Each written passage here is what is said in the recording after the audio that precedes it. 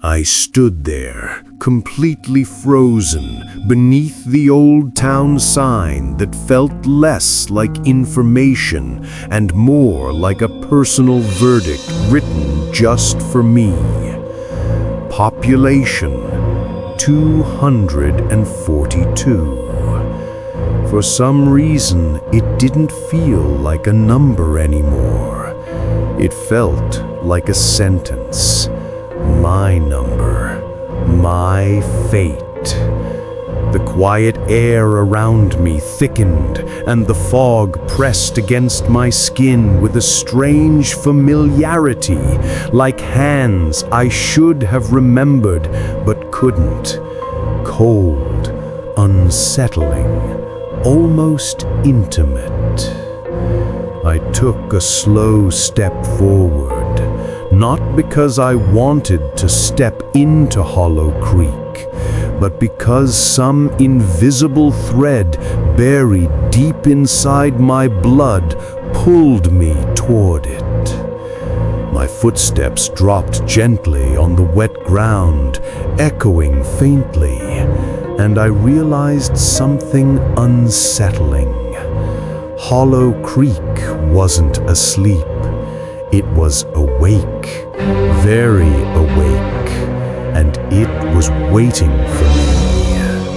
The town lights in the distance flickered, little windows glowing like tired eyes opening after a long nightmare.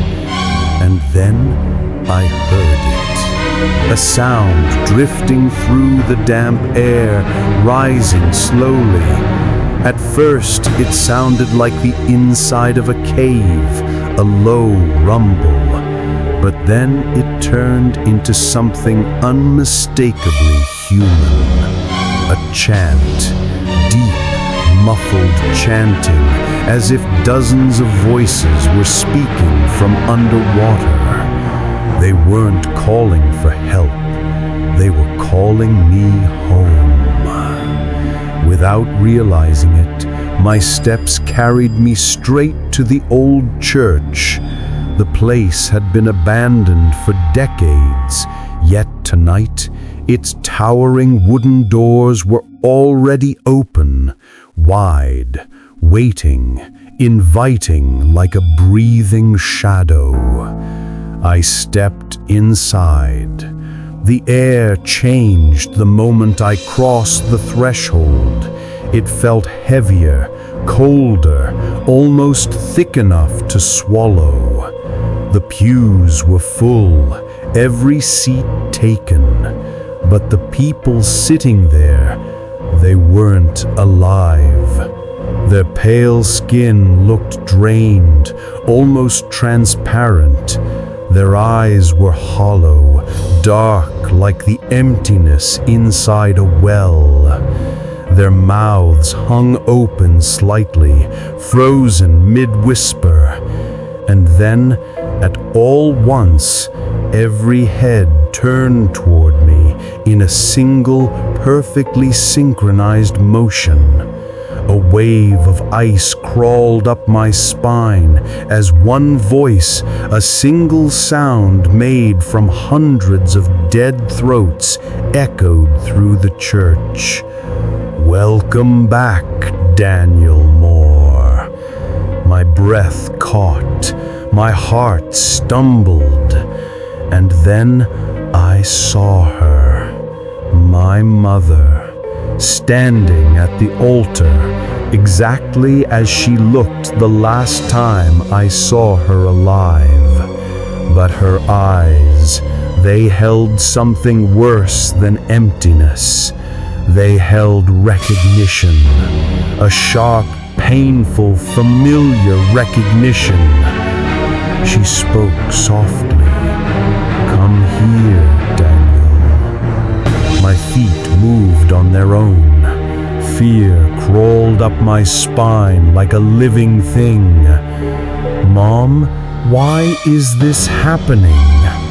She lifted her hand and touched my cheek, and her touch was freezing, not normal cold, river cold, death cold. whisper, she said, "Because the creek chose our family long before you were born." The church seemed to groan around us. The walls tightened. Roots pushed through the ceiling, dripping black liquid like the building itself was bleeding. Her voice cracked slightly as she continued. "It began centuries ago. This town traded souls for survival. Every generation, someone from our bloodline must return." I stepped back, shaking. My voice barely formed the words. "I never lived here." She looked at me with a sadness so heavy it almost crushed me. "You were born here, Daniel, before I escaped with you." My whole body froze. The world around me seemed to stop breathing. Her voice softened to a painful whisper. "You died once when you were a child."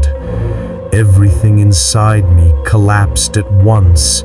My mind, my breath, my strength. She continued, gently, "The creek brought you back, but it took your memories." Suddenly, the windows shattered. Shards of glass scattered through the air.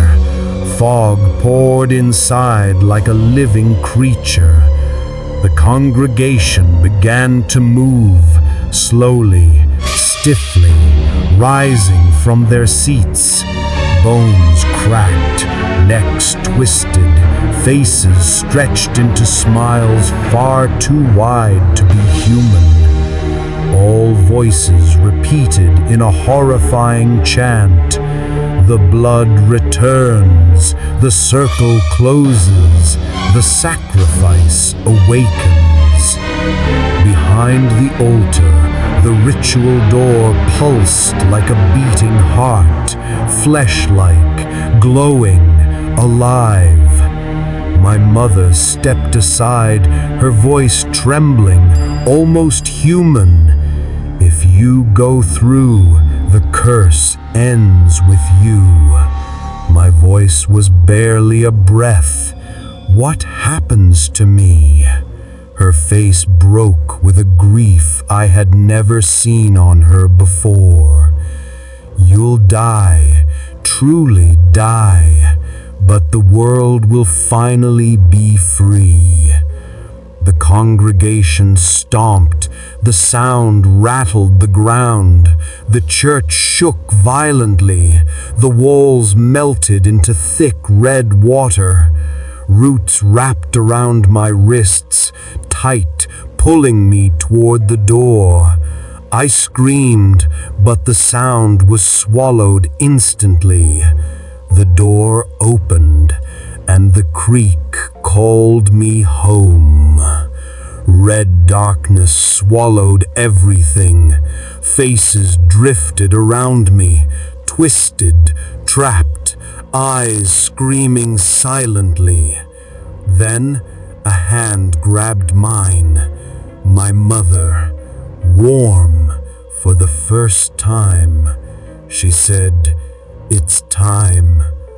We sank deeper and deeper until I finally saw it, a massive beating heart beneath us, the true heart of Hollow Creek. Voices gathered from every direction. Choose, end it, or begin again. My mother squeezed my hand gently. Make the right choice. I let the water fill my lungs, closed my eyes, and whispered the only words that felt true. I return, and I release.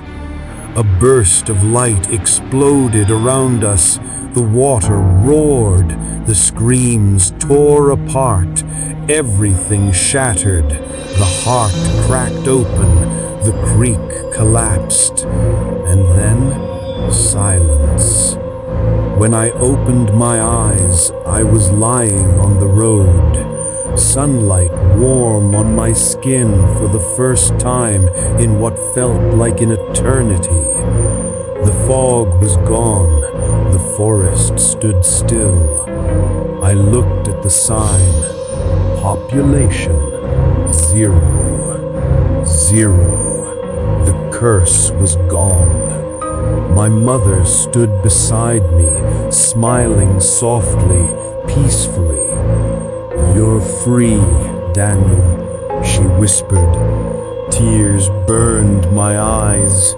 "And you?" Her smile faded gently. "I go where the others went, but you